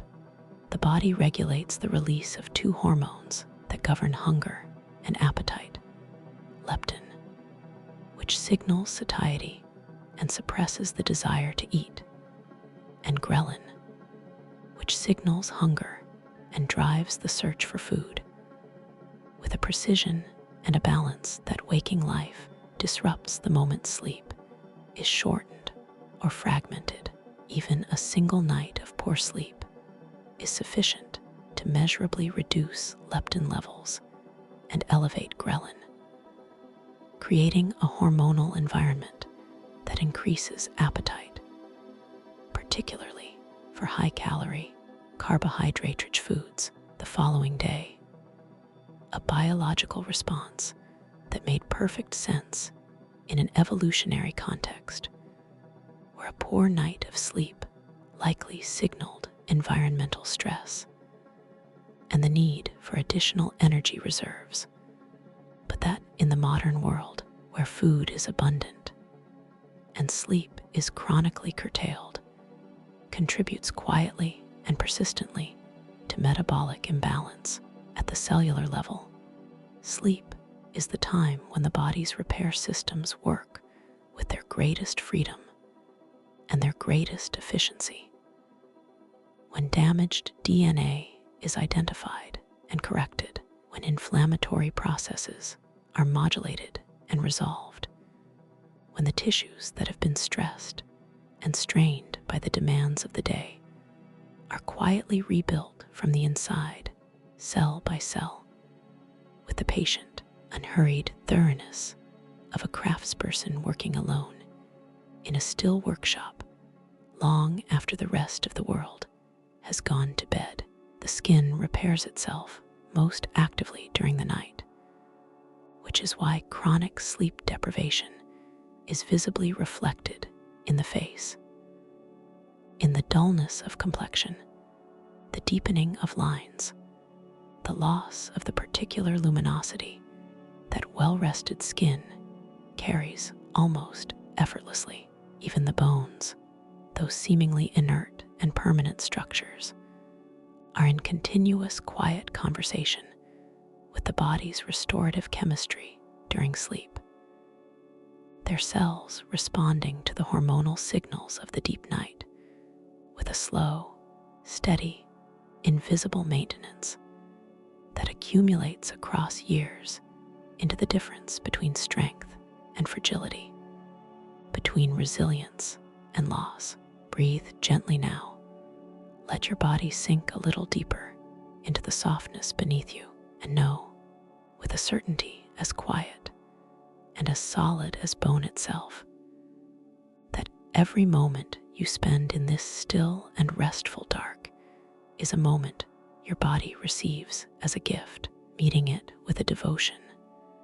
and a thoroughness that it has practiced every night of your life, asking nothing of you but the trust to let it do its work, the willingness to stay still, to stay soft, to stay here in the generous and healing dark for just a little longer. You are still here, breathing gently, the night wrapped around you in its most tender and most faithful hours. And as this relaxing sleep story moves through its quietest and most intimate territory yet, let us follow the thread of sleep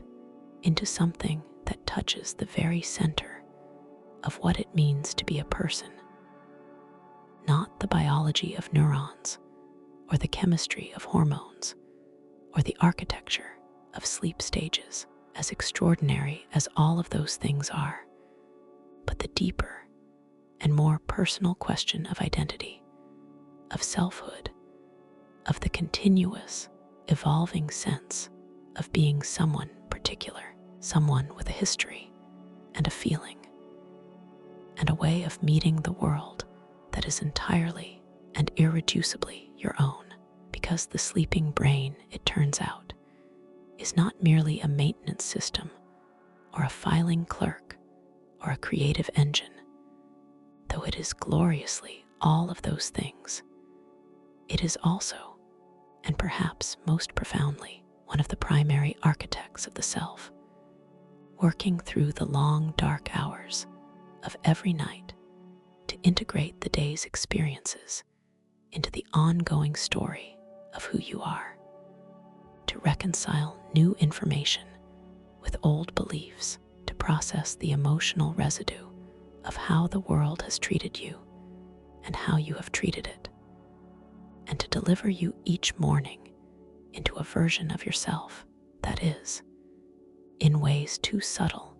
and too numerous to count, slightly different from the person who closed their eyes the night before. Sleep researchers studying the relationship between dreaming and identity have noted that the content of dreams is not random in its emotional themes, but deeply personal, consistently reflecting the particular concerns, the particular longings, the particular unresolved tensions that characterize each individual dreamer's inner life, as if the dreaming brain has an intimate knowledge of what its person most needs to work through, and returns to those themes with a patience and a persistence that the busy, distracted waking mind rarely manages to sustain. The dreams you return to most often, the emotional landscapes that recur across the months and years of your sleeping life, are not accidents or noise, but signals. The brain's way of pointing, again and again, toward the things that matter most to you, the questions that are most alive in you, the places in your inner life where growth or healing or understanding is most wanted and most needed. There is also a remarkable body of research exploring the role of sleep in what psychologists call narrative identity, the understanding of oneself as a character in a continuous story that stretches from the past through the present and forward into the future, with a coherent arc and a consistent set of values and meanings that give the individual life its particular shape and its particular sense of purpose. Studies have found that people who sleep well and dream richly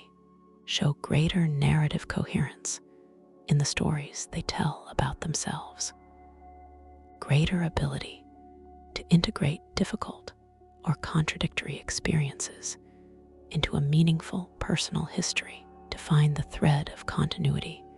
that runs through even the most disruptive chapters of a life, to hold the complexity of who they are with a steadiness and a generosity that that sleeplessness, by contrast,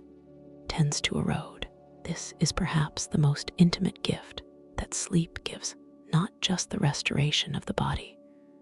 or the consolidation of memory, or the processing of emotion, but the quiet, nightly renewal of the sense of being a self that continues,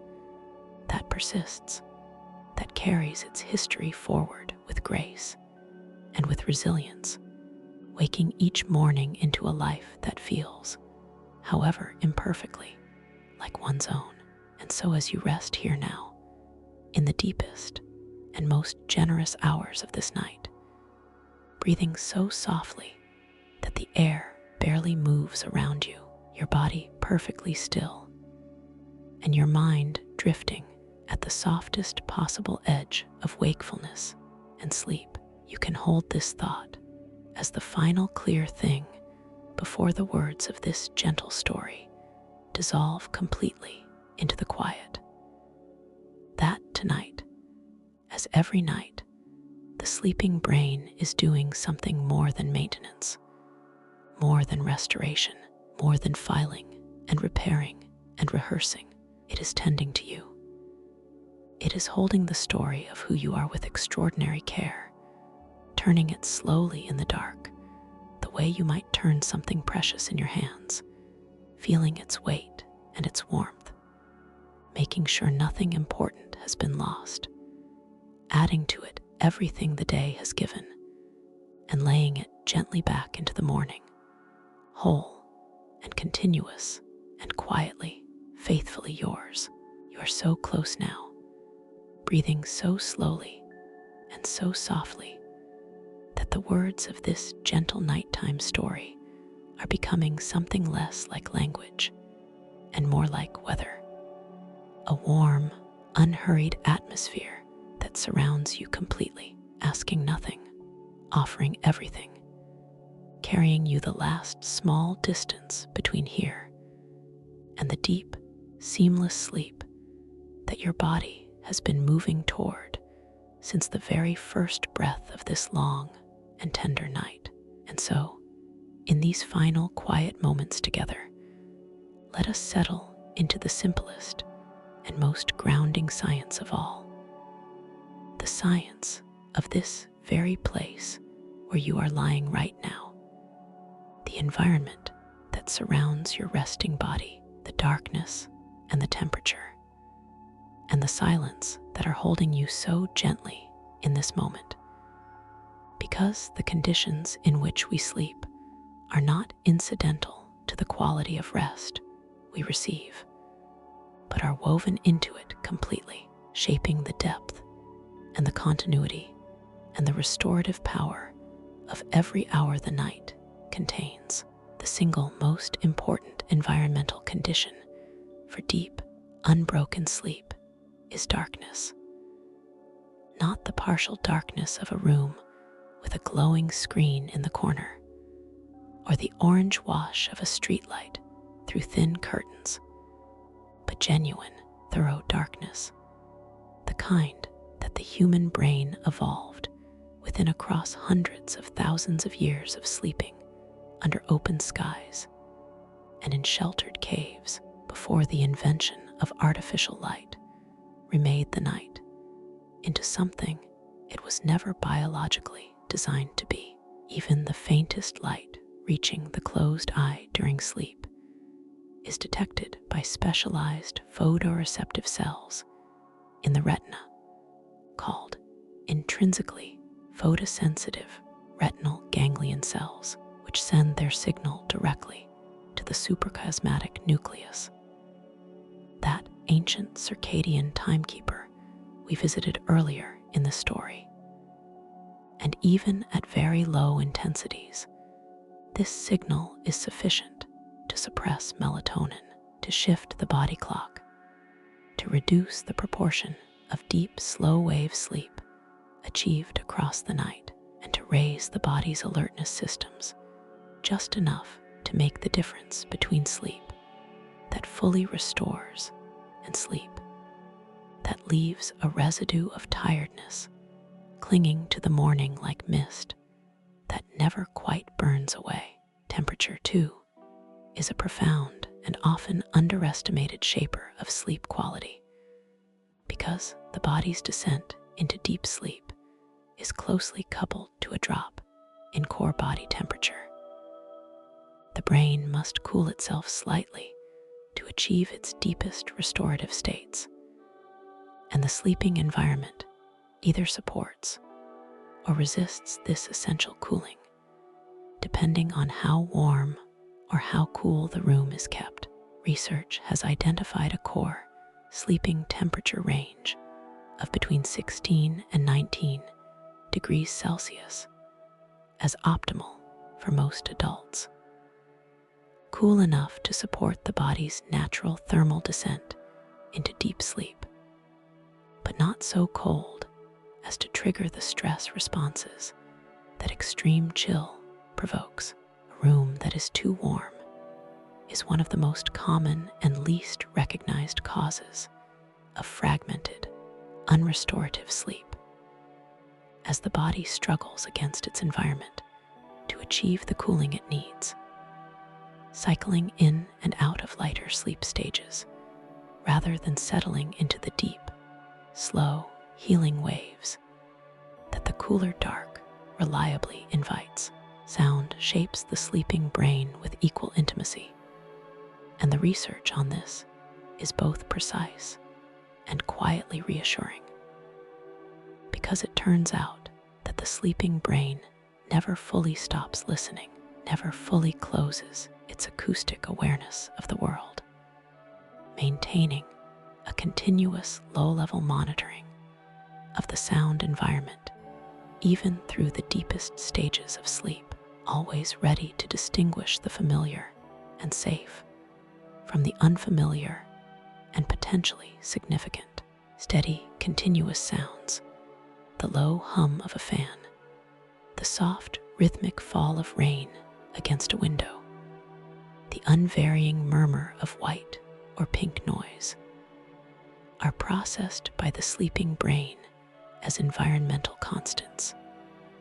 as background, as the acoustic texture of safety, and they have been shown in multiple studies to improve sleep continuity and deepen slow-wave sleep by masking the irregular, intrusive sounds that most reliably pull the sleeping brain toward wakefulness. And so here you are, in whatever darkness and whatever quiet this particular night has given you, your body temperature settling, your breathing slow and deep and perfectly unhurried, the words of this sleep story thinning now into something almost without meaning, almost without edge, almost without anything except the soft and faithful sound of a voice that has been with you through this entire long and wonder-filled night, through all the science and the history and the dreaming and the healing. And that is with you still, right here, right now, in these very last moments before the silence takes over completely and the night becomes entirely yours. Sleep well, sleep deeply, sleep completely. You have earned every moment of this rest, and the dark is holding you gently and faithfully all the way through until morning.